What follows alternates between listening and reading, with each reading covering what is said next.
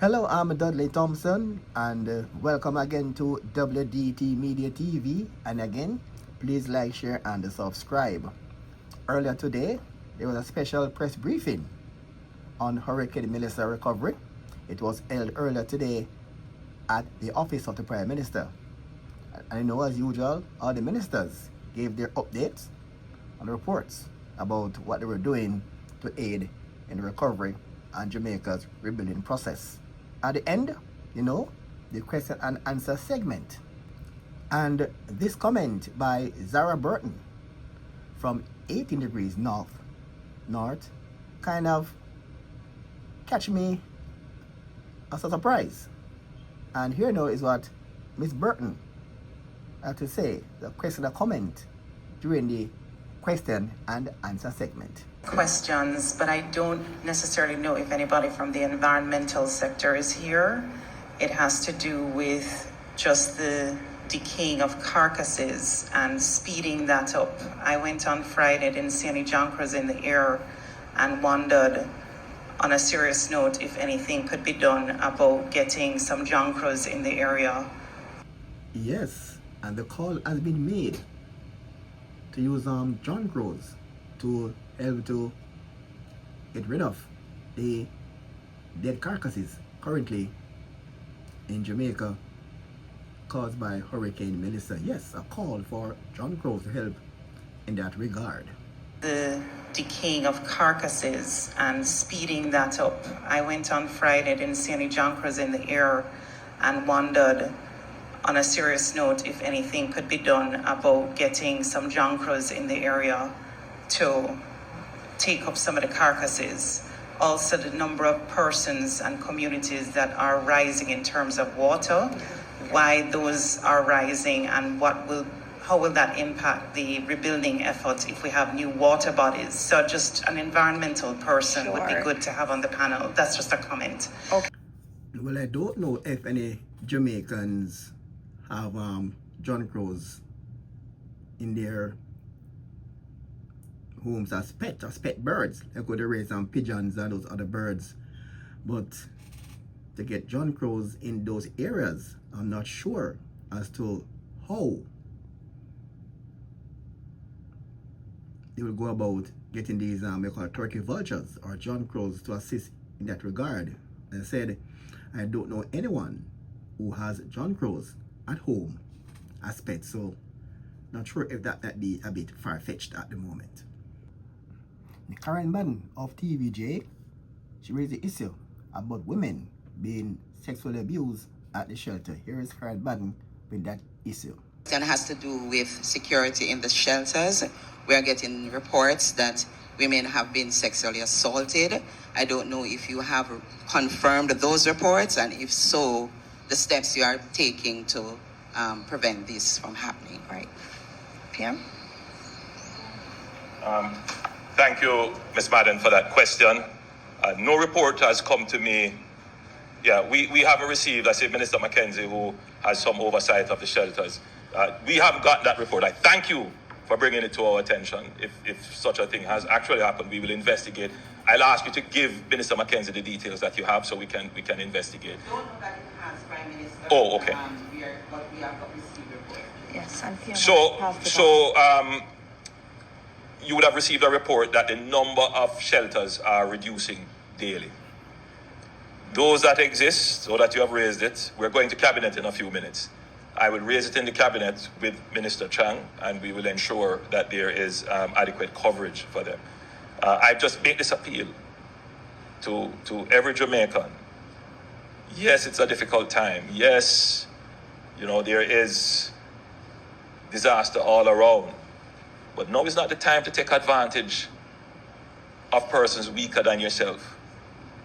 Now is the time to help and support and to show that you are a real man. Not by holding up people at gunpoint and taking away the relief that they are bringing. Try helping them through the obstacles to deliver the relief. That is how you're going to get respect today. There is no respect that you're going to get from brandishing your gun. And let it be clear, the police have not let up on their operations.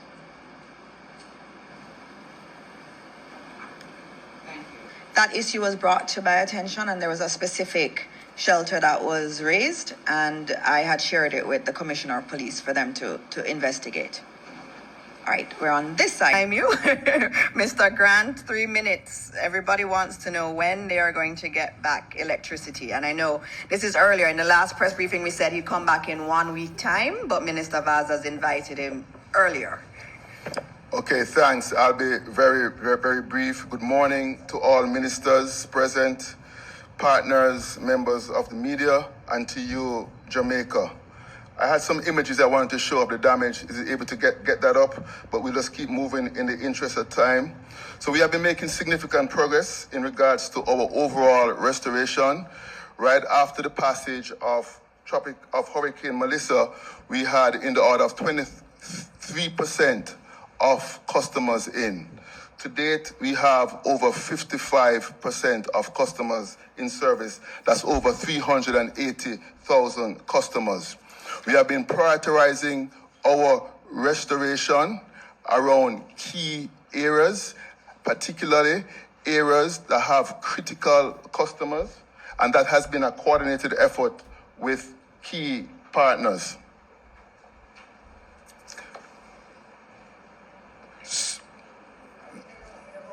Okay, got it. Thank you. Particularly with key partners. So if you think about how are we doing so far, I want to break the island up into, say, 5 categories in regards to our restoration. So in the parishes of St. Mary and St. Anne, we continue to make progress there. But if you think about the analogy of, say, a river, whereby you have a source with a generator, and then that source has a main channel, which is a river. That's a main stream. That main channel then goes to a substation, that's a reservoir. That reservoir then goes ahead and feeds streams and creeks. Those are the distribution lines that you see on the road. And then those streams and creeks then goes ahead and feed your home. What happened as a result of Beryl is that main river, of Melissa, that main river ran dry, whereby significant damage on that infrastructure. So as a result, we're focusing our efforts on restoring that particular main river. So if you look here at some of the damages that you may see, this is what it looks like in terms of the damage across the island. Significant damage.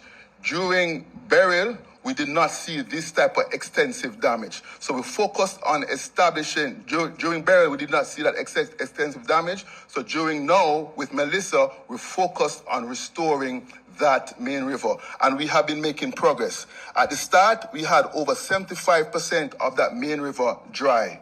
Right now, we have more than 25% restored, so less than 50% is dry.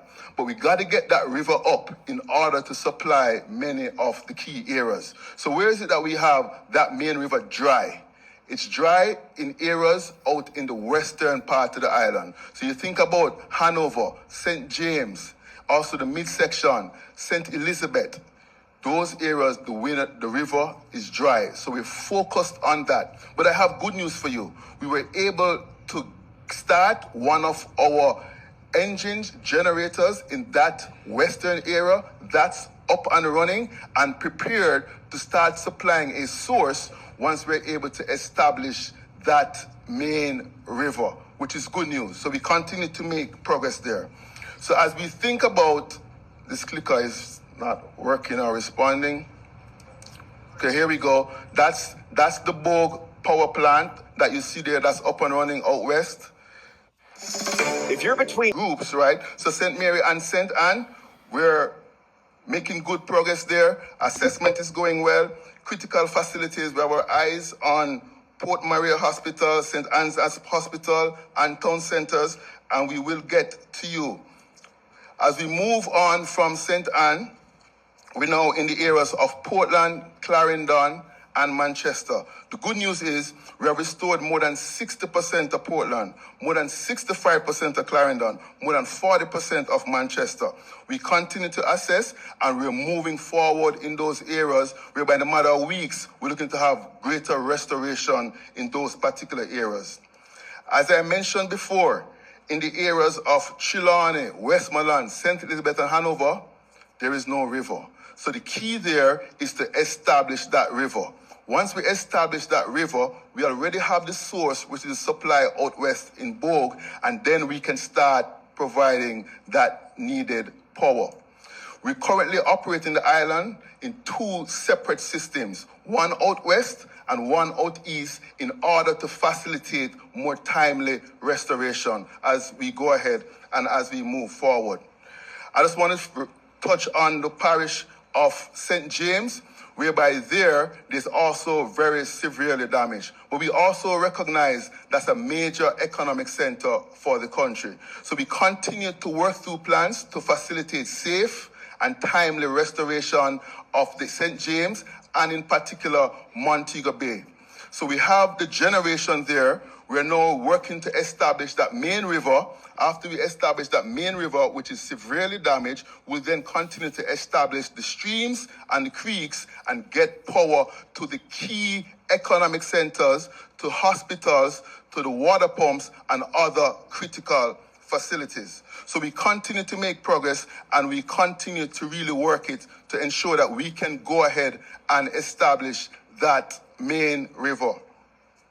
So as we continue to focus on the restoration, one of the key things are our critical sites.